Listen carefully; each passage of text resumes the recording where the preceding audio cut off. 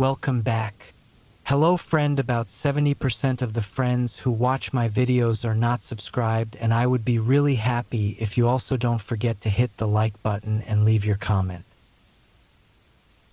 I don't know why I thought it would be a good idea to spend a weekend by myself in that old cabin, deep in the woods. I was looking for some quiet time to get away from the usual noise of life. I found the place mentioned on an old camping website. People said it was far away, hardly ever used, and perfect if you wanted to get away from everything. It seemed like exactly what I needed. The drive there took longer than I thought it would.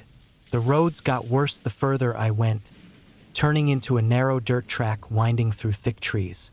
By the time I finally arrived, the sun was already setting behind the trees. The cabin wasn't much to look at. Old, faded wood, a roof that was starting to sag, and a door that seemed like it was barely hanging on. It was all by itself, just like they said. No one else around. The first night was calm. I started a small fire in the wood stove and tried to relax. The sounds of the forest outside helped me settle down a bit. But when night fully set in, the darkness around the cabin felt heavy. I wasn't used to it being this dark. So dark I couldn't see my hand in front of my face. Every little noise outside stood out. I could hear every rustle, every crack of a branch. At first, I told myself it was just animals, but some of the sounds felt different, too close and too steady to be deer or something. The next day, I decided to walk around a bit and check out the area. I spent some time walking through the woods, enjoying how quiet it was. But as I walked, I started getting this weird feeling, like I wasn't alone. I thought I saw movement out of the corner of my eye more than once, but when I turned to look, there was nothing, just the trees and shadows. By the time I got back to the cabin, I felt uneasy. That night, the noises came back, but louder this time. I could hear footsteps, slow and steady, crunching through the dry leaves and twigs. They were moving around the cabin. I tried to stay calm, thinking it had to be an animal, maybe a bear, but it didn't sound like any animal I knew. The steps were too slow, too careful, like someone was walking in circles around the cabin, taking their time. I barely slept that night, and the next morning, I saw something that made my stomach drop. Around the cabin, in the dirt, were clear footprints, human footprints. Someone had been out there, walking around while I was inside. The prints were fresh, leading off into the woods. I had no idea who it could have been or why they were there. Suddenly, the cabin didn't feel safe anymore. It felt like I was being hunted. I didn't waste time. I packed my stuff as fast as I could, deciding to leave right away instead of waiting until the weekend was over. As I was loading my things into the car, I glanced back at the cabin. That's when I noticed something I hadn't seen before. Deep scratches, long and jagged, carved into the wooden door. They hadn't been there the day before. It looked like someone had taken a knife and dragged it across the door while I was inside. My heart pounded. Those weren't animal scratches. Someone had been there, scratching at the door while I was asleep. I didn't stick around to figure out who it was.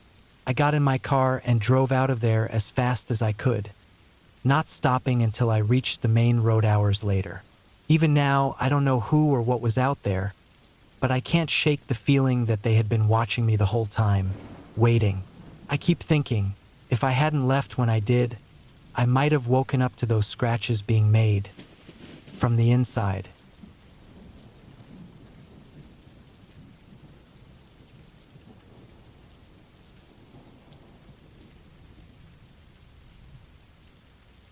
I work as a ranger in one of the more remote forests in the state.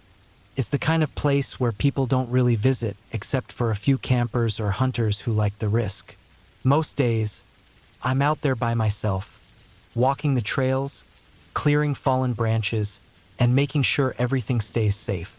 There's an old cabin deep in the forest that we use as a base when we have to stay longer, far from the main station. It's out there on its own, with no phone service and miles away from the closest road. The forest has a name for being dangerous. Locals say it's not a good place to be alone at night. People talk about folks disappearing, hikers who never come back, hunters who vanish without a trace. I always figured it was just the wilderness. People get lost all the time and accidents happen. I had to head out to that cabin for a few days to check on some reports of illegal hunting. The hike out was nothing special, just thick trees and quiet. By the time I got to the cabin, the sun was going down. When I opened the door, it smelled stale, like no one had been in there for a while. Felt normal though. I had stayed there before and it was just a simple shelter. The only thing that felt a bit off was how quiet it was. But the forest was always like that at night, so I didn't think much of it. The first night went fine. I woke up to birds singing in the morning, grabbed my gear, and went out to check the area. Everything seemed normal, just another day on the job. But as the sun started to set and I headed back to the cabin, something felt wrong. The forest felt heavier, like something was watching me. I could feel it in my stomach. That uneasy feeling that you're not alone. The second night is when things got strange. I was lying on the old cot, half asleep, when I heard something outside. It wasn't an animal. The footsteps were too heavy for that, like someone was walking around the cabin. I stayed still, listening, hoping it was just a deer or something. But the footsteps circled the cabin slowly, as if they were checking it out. The hair on the back of my neck stood up. I grabbed my flashlight and quietly got up from the cot. The footsteps stopped. I stood there, not moving, waiting. Then, I heard a soft knock on the door. It wasn't loud or rushed, just a slow, soft knock. My heart started racing, and I felt a cold chill run through my whole body. I didn't open the door. I didn't even move. I just stood there, listening. Whoever was out there didn't knock again. They didn't leave either. I could feel them, standing on the other side of the door, just waiting. It felt like hours before I finally heard the footsteps again. This time, they walked away, slowly disappearing into the woods. I didn't sleep after that. I just sat there on the edge of the cot, staring at the door, waiting for them to come back. By the time the sun came up, I was completely drained. I decided I had enough and packed my stuff to leave. But something kept bugging me. When I went outside, there were no tracks, no footprints, no signs that anyone had been near the cabin. The ground looked untouched. It was like whatever or whoever was out there had never been there at all. As I hiked back, I couldn't shake the feeling of being watched. Every few minutes, I'd glance over my shoulder, but I never saw anyone. Still, I knew something was following me. The forest didn't feel right. Felt like I wasn't welcome. When I finally got back to the station, I decided I wasn't going back to that cabin. I didn't report what happened. I knew no one would believe me, and there wasn't really much to say. But I know what I heard. I know what I felt. Sometimes the forest just isn't on your side. It's old, it's wild, and it doesn't care about you or your rules. Some places out there aren't meant for us. And sometimes you get the feeling that something else is out there, watching you, waiting. Maybe it's best not to find out what it is.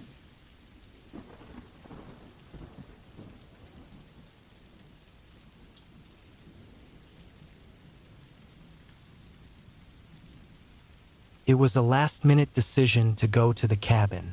Work had been crazy, and I needed to get away from everything. The cabin was deep in the woods in northern Maine, far away from everything. No power, no cell signal, and the closest town was miles away. That's why I liked it. No people, just quiet. I got there just before it got dark, unpacked my stuff, and got ready for the night. The air was cool, and the only noise was the wind in the trees and the occasional sound of some animal far away. I made a fire in the little wood stove to warm up the cabin and sat down to relax. By the time it was fully dark, the cabin was completely black except for the flicker of the fire. I sat there for a while, just staring at the flames, enjoying the silence around me. It was so quiet, I could almost feel it. Something about being this cut off from everything made me feel uneasy, but that's why I came here, to be alone. After a while, I heard a noise outside. It wasn't loud, just a soft crunch, like someone stepping on leaves. At first, I thought it was nothing, probably a deer or some other animal. But a few minutes later, I heard it again, this time closer. I got up, walked to the window, and looked out. All I saw was darkness. The fire didn't light up much outside, and I couldn't see past the porch. I stood there for a minute, listening, but it was quiet again. I figured it was just my nerves and went back to sit by the fire. But I couldn't shake the feeling that something was wrong. Felt like someone was watching me. I grabbed a flashlight and went to the front door. When I stepped outside, the cold air hit me right away. I shone the light around, but there was nothing, just trees and shadows. I stood there for a few seconds, looking around, before heading back inside. I locked the door behind me, even though I knew it was probably just in my head. Still, something about the whole thing made me uneasy. I laid down in the small bed, the fire still making soft crackling sounds. I was tired, but I couldn't stop thinking about the noise. It just didn't sit right with me. I listened, hoping to hear something that would make sense of it, but all I heard was silence. Sometime later, I must have fallen asleep, but I woke up suddenly, my heart pounding in my chest. For a second, I didn't know why, but then I heard it again, a noise outside. This time, it wasn't just an animal. It was slow, careful footsteps, like someone walking around the cabin. I froze, listening. The footsteps were steady, moving around the outside. Whoever it was stopped right outside the front door. My heart raced and I didn't move. I just sat there, hoping they'd go away. Then the door handle started to move. I sat up quickly, trying not to make any noise. My mind was racing. Should I grab something? Should I yell to scare them off? But the door handle rattled again, harder this time. My chest tightened, and I felt like I couldn't breathe. I sat in the dark, frozen with fear, hoping the door would stay locked. And just like that, it stopped. The handle went still, and there was silence again. I didn't dare move. I listened, straining to hear if they were still outside. But there was nothing, just the sound of the fire burning low. I didn't sleep for the rest of the night. I sat there in the dark, my heart pounding, too scared to close my eyes. Every creak, every little noise made me jump. When the sun finally came up, I felt a little braver. I got up and checked the door. It was still locked. I opened the door slowly and stepped outside, my flashlight in hand. The ground was covered in leaves, and I saw clear footprints circling the cabin, just like I had heard. But what made my stomach drop were the scratches on the door. Deep scratches, right by the door handle, like someone had been trying to get in. I didn't wait around to see if they'd come back. I grabbed my stuff, threw it in the car, and left as fast as I could. The whole drive home, I kept looking in the rearview mirror, feeling like something was following me. I never looked back at the cabin. That was the last time I went there. I don't know who or what was outside that night, and I don't want to know. The cabin is still out there, sitting empty in the woods. Sometimes I wonder if someone else will find it and stay the night. Maybe they'll hear those same footsteps, or worse, maybe they'll open the door. I'll never find out, but I can't shake the feeling that whatever was out there is still waiting.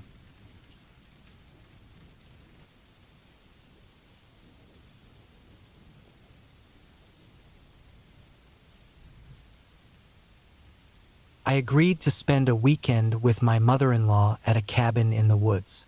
My wife couldn't go, but she thought it would help us get closer. I wasn't excited about it, but I figured I could handle a few days.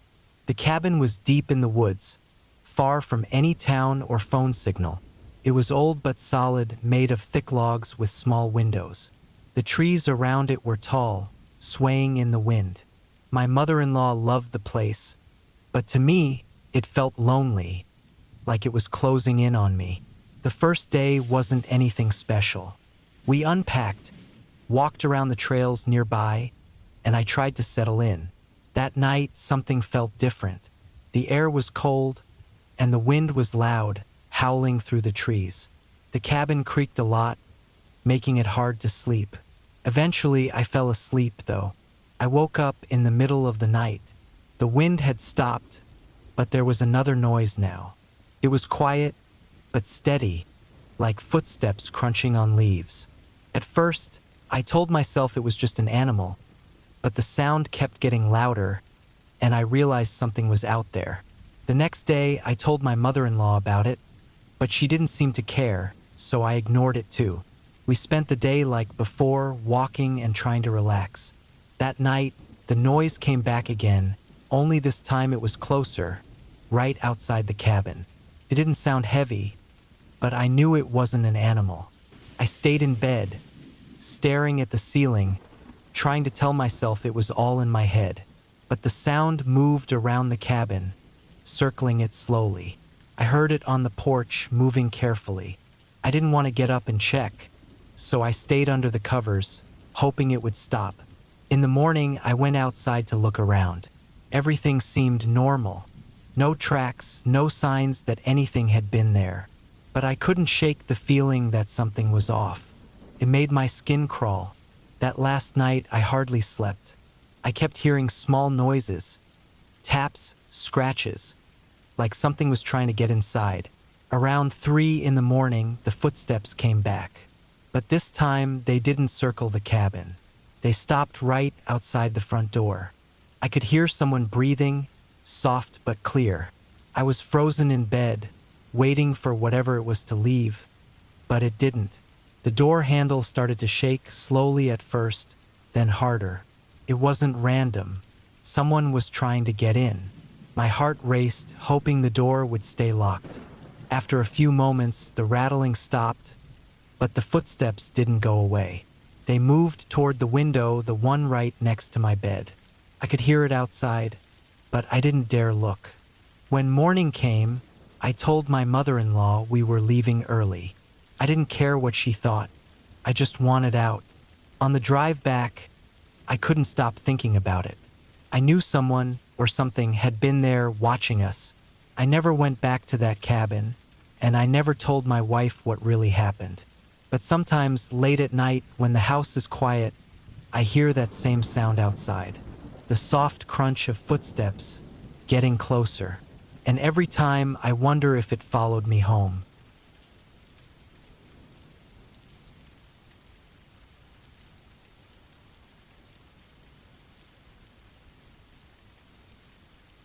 I had just started my shift at the security cabin for a remote campground. The sun was setting, filling the sky with orange and purple. I checked the monitors to make sure everything was okay. The campground was quiet, too quiet, like it was holding its breath. As night fell, the trees looked bigger, their branches stretching out like fingers into the darkening sky. I pulled my jacket tighter around me, feeling a chill that went beyond the cool air. The cabin was small and plain, with just a desk, a couple of chairs, and a radio that buzzed with static. Around midnight, I noticed something odd on the monitor. One of the campsites was flickering. First dark, then a sudden flash of light. I frowned, unsure whether to check it out. Part of me said to stay inside, but curiosity tugged at me, pulling me toward the door. I grabbed my flashlight and stepped outside. The air felt thick, and the rustling leaves seemed to whisper secrets I couldn't understand. I walked down the path to the campsite, the beam of my flashlight slicing through the dark. As I got closer, I saw what was causing the flickering. A lantern swinging back and forth, but there was no one around. My heart raced. I looked around, but the place was empty. A faint smell of smoke hung in the air. I took a deep breath, trying to calm myself. Maybe someone had left in a hurry. Just as I turned to go back, I heard a crack behind me. I froze, my blood running cold. It sounded like footsteps crunching on twigs. I flashed my light around, but it barely cut through the darkness beyond the trees. The hairs on my neck stood up. I hurried back toward the cabin, my heart pounding louder with each step. When I reached the cabin, I locked the door and sat at my desk, trying to shake off the fear. I focused on the monitors, but my thoughts kept drifting back to that campsite. Why would someone leave a lantern swinging like that? Suddenly, the radio crackled, shattering the silence. I jumped, nearly spilling my coffee. It was just static, but then I thought I heard a voice. It was faint, almost like a whisper. My heart raced again. I turned the volume up, straining to listen, but all I could hear was the static. Then, a loud bang echoed outside, making me jump out of my chair. I peered out the window but saw nothing. The night was too still, and the darkness felt thick. I kept glancing at the monitors, praying for morning. Hours passed, and finally, the first light of dawn broke through the trees. The campground looked normal, but my nerves were frayed. I decided I had to check the campsite. As I walked over, I felt the weight of what happened last night pressing on me. I found the lantern still swinging, but now it was off. The ground around it was disturbed, like someone had been there recently. I knelt down, searching for footprints, but all I found was a small piece of torn fabric caught on a branch. It looked like it belonged to a jacket. A sense of dread washed over me. Someone had been here and they might still be close. I quickly returned to the cabin, locking the door behind me, my hands shaking. I called the local authorities, my voice trembling as I described what happened. They arrived shortly after, and when I pointed them toward the campsite, they found signs of a struggle. A few hours later, they confirmed that a camper had been reported missing the night before. I couldn't shake the feeling that I had been near something terrible. I had never felt so vulnerable. From that day on, I kept my eyes peeled, knowing the quiet of the woods could hide dark secrets. Weeks passed, and though I tried to forget, the unease settled deep in my bones. Each shift, the shadows seemed darker, the noises sharper. I'd hear twigs snap or the rustle of leaves and my heart would race. Felt like I was being watched. One night, as I was about to close up, I heard a soft tapping on the window. I turned slowly, and there was nothing there, but I could feel the chill in the air, as if something had passed too close. The radio crackled again, but this time it was clear. "Help me?" the voice whispered, chilling me to the core. It was faint but unmistakable. I jumped to my feet, grabbing my flashlight, and ran outside. The campground was empty, but the air was heavy with an unseen presence. As I scanned the area, I felt the urge to run, to escape, but something kept me rooted to the spot. It was the fear of what might be lurking just out of sight, watching me. I turned to head back inside when I caught movement in my peripheral vision. I swung the flashlight toward the trees, but there was nothing, only darkness. I locked the cabin door and sat down, my heart racing. The voice lingered in my mind, and I couldn't shake the feeling that I was not alone. From that moment on, I knew the woods held secrets far worse than I could imagine. The sense of safety I once felt was gone, replaced by a chilling awareness that something was out there, waiting, watching, and it might come for me next.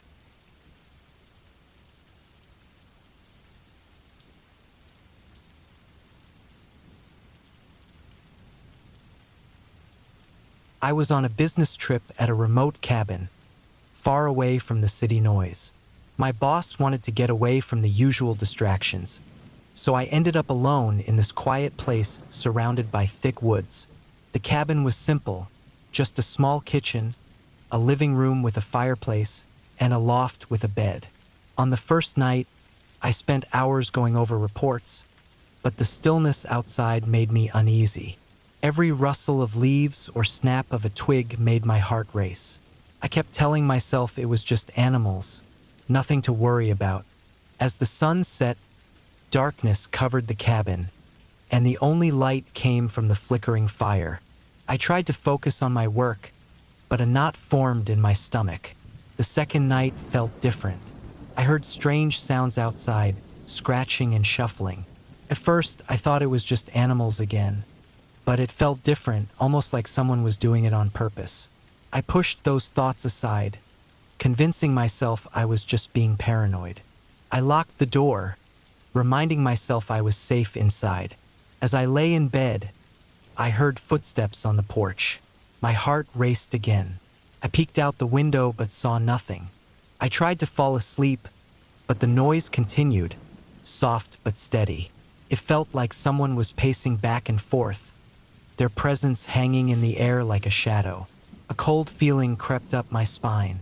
The next morning, I decided to explore the area to shake off the feeling of anxiety. I walked through the woods, but my mind was filled with thoughts of the night before.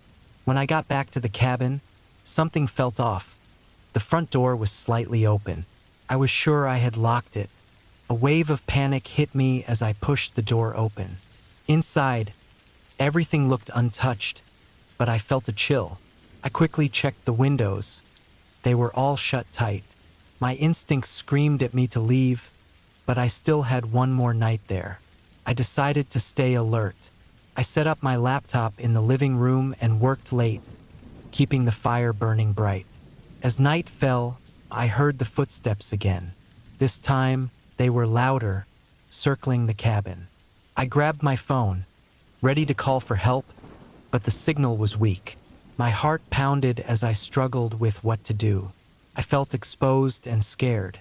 Then, I remembered the old emergency flare gun my boss insisted I take just in case.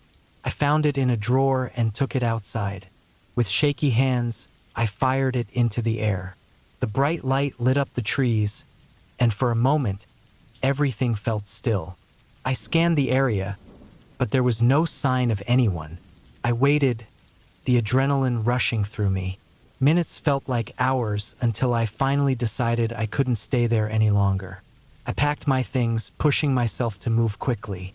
I locked the cabin and stepped outside. The woods were unnervingly quiet, almost like they were holding their breath. As I drove away, I glanced in the rearview mirror. The cabin stood alone, dark and still. I knew I wouldn't be coming back.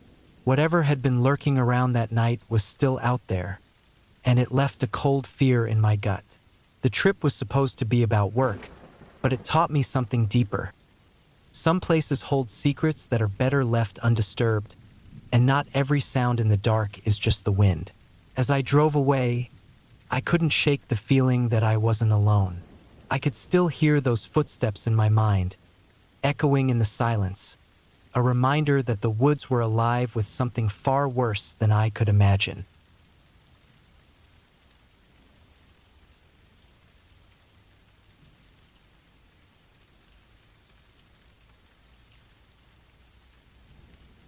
I got to the cabin late in the afternoon, excited for a weekend away from the noise of the city. The sun was low in the sky, casting long shadows through the trees. I unpacked my things and settled in, feeling the heavy quiet wrap around me like a thick blanket. As night came, I lit a fire in the stone fireplace, the crackling warmth filling the small room. The cabin creaked with the wind outside, but the sounds felt comforting. After a simple dinner, I curled up with a book, the flickering flames throwing dancing shadows on the walls. Around midnight, I heard a noise. At first, it was soft, a rustle outside, just beyond the window. I thought it might be a deer or maybe a raccoon. But then it came again, louder this time, like something moving through the underbrush. My heart began to race. I stood up and peered through the window, but the darkness showed only the outlines of the trees. Trying to shake it off, I went back to my book. Just as I got comfortable again, a sharp knock on the door made me freeze. My heart dropped, and the hair on my neck stood up. No one should be out here. I slowly moved toward the door, my mind racing. Maybe it was someone lost or needing help. But deep down, unease gnawed at me. I stood still, listening. The knock came again, louder and more demanding. I didn't answer. Instead, I grabbed a heavy flashlight from the kitchen and hid, peeking through the window. Moonlight revealed a figure standing just outside. It was a man, dirty and disheveled, staring in my direction. My instincts screamed at me to hide. I watched him pace back and forth, muttering to himself, his hands twitching. Was he dangerous? I tightened my grip on the flashlight, my heart pounding in my chest. Minutes dragged on, feeling like hours. I considered my choices. I could make a run for my car, but the man was right by the door. I couldn't just sit here waiting to see what he would do. Then I remembered the back door that led to the woods. I could slip out and find help. Taking a deep breath, I quietly moved to the back. As I turned the knob, I heard the front door splinter as he forced it open. Panic surged through me. I slipped outside, closing the door quietly behind me. The woods were dark, the trees looming like guards. I darted away from the cabin, plunging deeper into the forest. I kept my footsteps light, praying the man wouldn't hear me. The night buzzed with sounds, rustling leaves, distant animal calls, but I focused on putting as much distance between us as I could. After what felt like an eternity, I stumbled onto an old dirt road. I knew it would lead me to the highway. I followed it, my heart racing, every sound making my fear grow. I didn't dare look back. Finally, I spotted the faint glow of headlights in the distance. I waved down a passing car, feeling both desperate and relieved. The driver was kind enough to take me back to town. As we drove away, I glanced back at the cabin, now fading into the dark trees. A chill ran through me, the unsettling feeling still gripping my chest. I never went back to that cabin. The woods felt too full of secrets, and some places are best left alone. Days turned into weeks, but the memory of that night haunted me. I couldn't shake the image of that man pacing outside, whispering to himself. It made me wonder if he was still out there, watching. The thought lingered in my mind like a shadow. What if he was waiting for someone else to come to the cabin? What if he knew I had left? That feeling of being watched never fully faded, a reminder that solitude could draw in the wrong kind of company. The woods felt alive with danger, and sometimes the darkest corners of nature hide the most unsettling truths.